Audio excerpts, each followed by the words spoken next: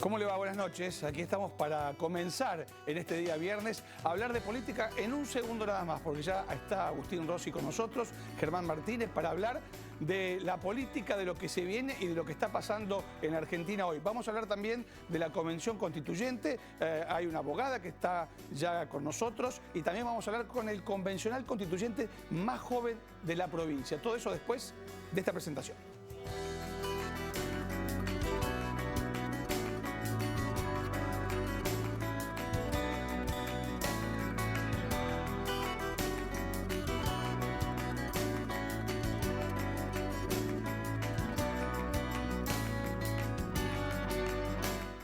Muy bien, yo le decía, usted ya los vio, está Agustín Rossi, está Germán Martínez con nosotros. ¿Cómo andan? Muy bien, muchas gracias por la invitación. No, por favor. ¿Qué tal? Bueno, ¿Cómo te va? por un lado Germán Martínez, que es diputado nacional, podemos hablar de varias cosas, y Agustín Rossi, que le digo, está en campaña.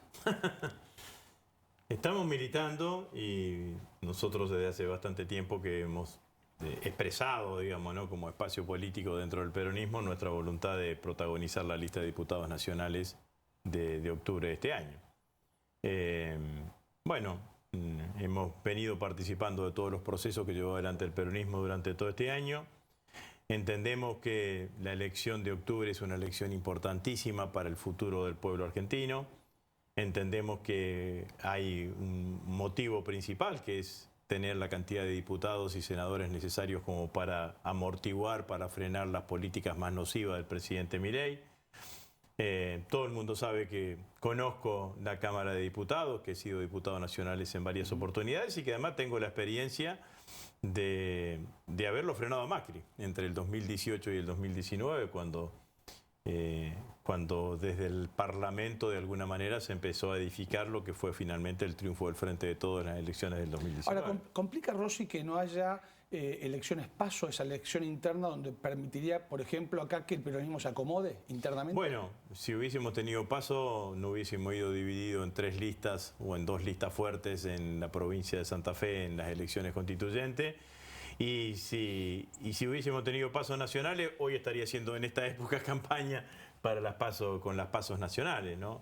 Yo creo que las pasos, que haber suspendido las pasos, nosotros votamos en contra, pero siempre eso es negativo para el peronismo, porque el peronismo es un partido que tiene muchos dirigentes, muchos militantes, todos con expectativas y con aspiraciones que tienen cuotas de legitimidad, y que las PASO permitía que sea la sociedad en su conjunto la que determine quiénes eran finalmente los candidatos. Bueno,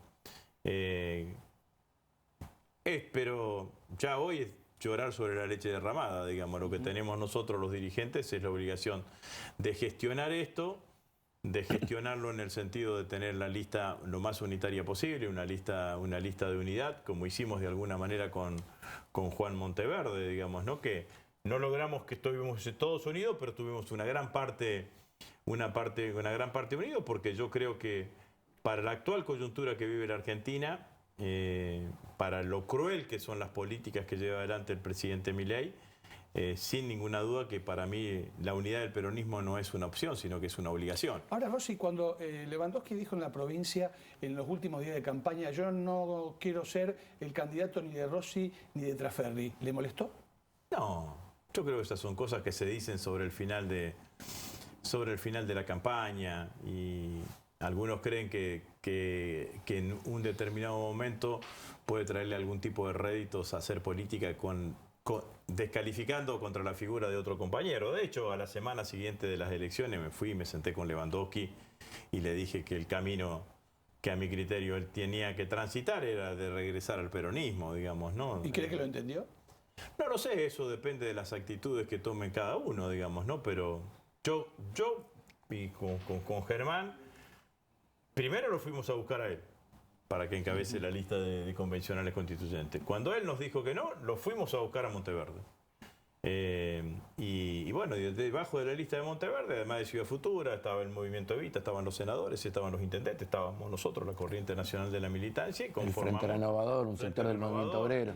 Un Movimiento Obrero, y conformamos una lista muy potente, ¿no? Entonces, ahora lo que vamos a hacer para conformar la lista de diputados nacionales es hacer exactamente lo mismo, tratar de convocar una lista en donde estén los intendentes, los senadores, lo más representativo que tenga el peronismo, porque yo creo, y esto es lo que quiero transmitir, que podemos ganar la elección de diputados nacionales. Porque el escenario político en Santa Fe va a ser un escenario que va a estar dividido en 3 espacios, fundamentalmente el del gobernador, de la Libertad Avanza, y nosotros 3 espacios como mínimo.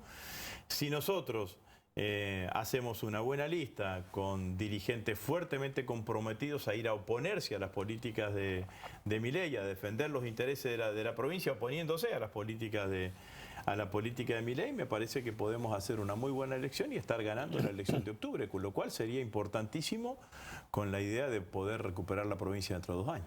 Martínez, diputado nacional, la política nacional es bastante rara en los últimos tiempos.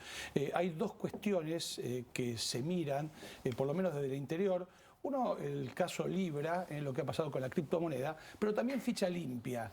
Y la pregunta es, ¿se han puesto de acuerdo ustedes, digo, el kirchnerismo o el peronismo, para determinarlo de alguna manera en el Senado, con Milei? Digamos, ¿los 2 han ido por el mismo camino? Yo leo las mismas cosas que lees vos y que dan pie para tu pregunta. No tiene nada que ver con la realidad. Lo difícil que está el diálogo político en la República Argentina es la respuesta a tu pregunta, ¿no? No hay prácticamente punto de diálogo, de articulación, de búsqueda de consenso.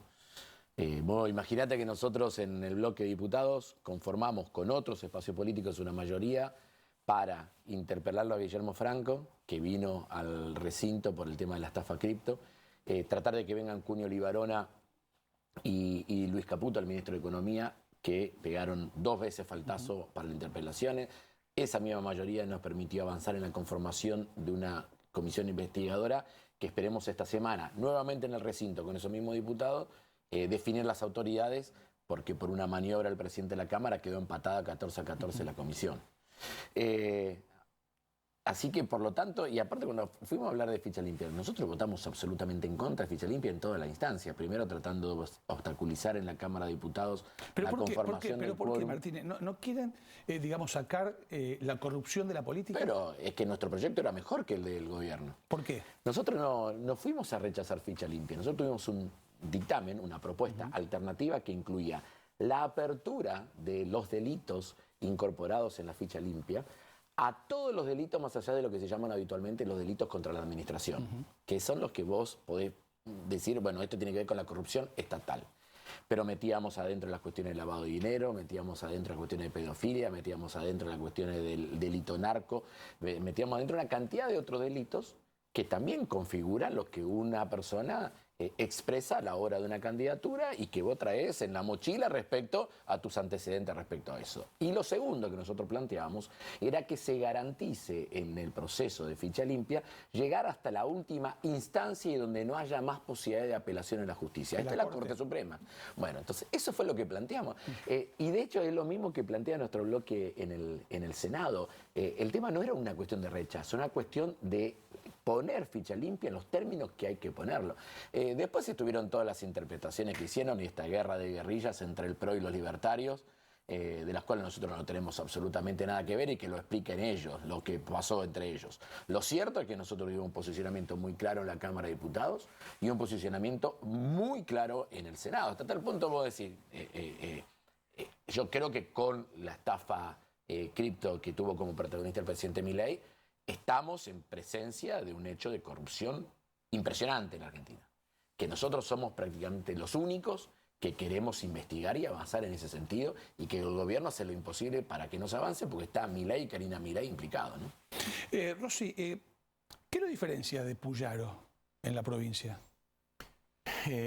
Bueno, que Puyaro se manifestó permanentemente aliado a las políticas que lleva adelante el presidente Milei. Recién Germán hablaba sobre la comisión investigadora sobre el caso Libra y antes de que se conforme la comisión investigadora en la Cámara de Diputados hubo un intento de conformar la comisión investigadora en la Cámara de Senadores y un senador, el senador Galareto de San Lorenzo, que responde a Puyaro, fue el que impidió la conformación de esa comisión investigadora.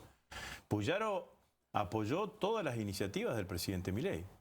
desde la ley base que sus diputados y senadores acompañaron hasta el sostenimiento del DNU 70/2023, que son las dos estructuras jurídicas por las cuales Milei hace y avanza y lleva adelante todas las políticas que van en contra, entre ellas en contra de la provincia de Santa Fe. Cuando uno lo ve al gobernador y al ministro de Obra Pública quejándose de la falta de obra pública, uno le diría, bueno, ¿y ustedes qué hicieron, muchachos? Si el momento para que haya obra pública en la provincia de Santa Fe era oponerse a darle este poder indiscriminado que tenía el presidente de la Nación.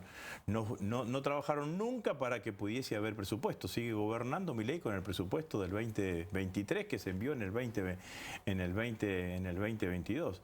Y todas las políticas, en ningún caso se paró para defender a los santafesinos.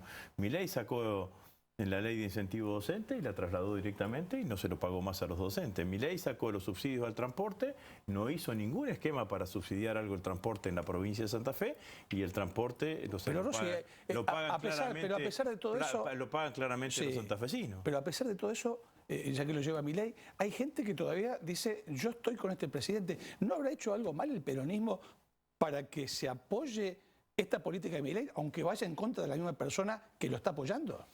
Bueno, pero eso hay que mirarlo bien, ¿no? Porque ¿cuánto tiene de apoyo Milei hoy? ¿40%? ¿Cómo vamos? Las encuestas dicen más o menos eso, 40%. Sacó el 54% de votos, tiene el 40%. Si hay 40% que lo apoya, hay un 60% que está en contra. Entonces, esto de que Milei tiene todo el apoyo del mundo, yo cuando estaban más parejos, 50 y 50, yo decía que parecía que el 50% de apoyo a Milei era mucho más grande que el 50% que estaba en contra. Y la verdad es que hay una enorme cantidad de argentinos que están en desacuerdo, que están críticos con las políticas que lleva adelante Milei. Y digo algo más. El sentimiento de los que están en contra es un sentimiento duro. Tienen bronca, tienen desazón, se sienten decepcionados, tienen hasta odio con las políticas que lleva adelante el presidente Milei. El 40% que lo apoya a Milei se sostiene, sacando su núcleo duro, que será el 15-20%, se sostiene en base a la esperanza, que es un sentimiento que tiene finalización. Nuestras abuelas decían, la esperanza es lo último que se pierde, pero en algún momento se pierde. Entonces, me parece que hoy lo que hay, así como yo creo que durante todo este tiempo era importantísimo que el peronismo marcase las políticas claramente opositoras y se referenciase en un lugar antagónico a lo que plantea Milei, ahora también tenemos la obligación de ver de qué manera interpretamos a ese 60% de argentinos que está en contra de las políticas que lleva adelante el presidente Milei. Y en eso tiene que ver mucho la elección de octubre, que en octubre nosotros podamos hacer una propuesta que galvanice ese sentimiento anti-Milei que hoy es mayoritario en la Argentina. Bueno, y acá en la provincia de Santa Fe exactamente lo mismo, digamos, ¿no? ¿Cuáles son los sectores de la provincia de Santa Fe que han sido favorecidos por la política de Milei? La maquinaria agrícola no, por ejemplo, ¿no? Ahí han aparecido la importación de maquinaria usada, están todos los ¿Estuvo con Giorgi en Fuentes? Estuve con Giorgi, y bueno, obviamente que tiene la preocupación. Giorgi es productor de una fábrica de maquinaria agrícola de Fuentes, departamento San Lorenzo. Obviamente que tienen la preocupación enorme de qué impacto va a tener en Argentina todo lo que significa la importación de maquinaria agrícola usada que habilitó el gobierno y que nunca había sucedido en nuestro país. Pero la industria, ¿cómo está? La industria está perjudicada. El sector agropecuario, acabé recién de decirlo claramente.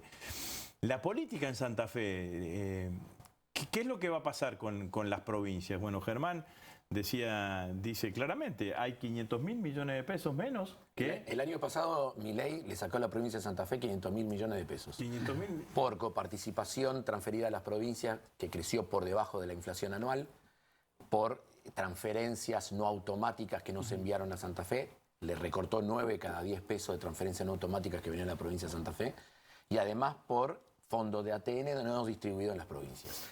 Y nos enteramos en las últimas horas que el gobernador está solicitando un endeudamiento por $1.000 millones.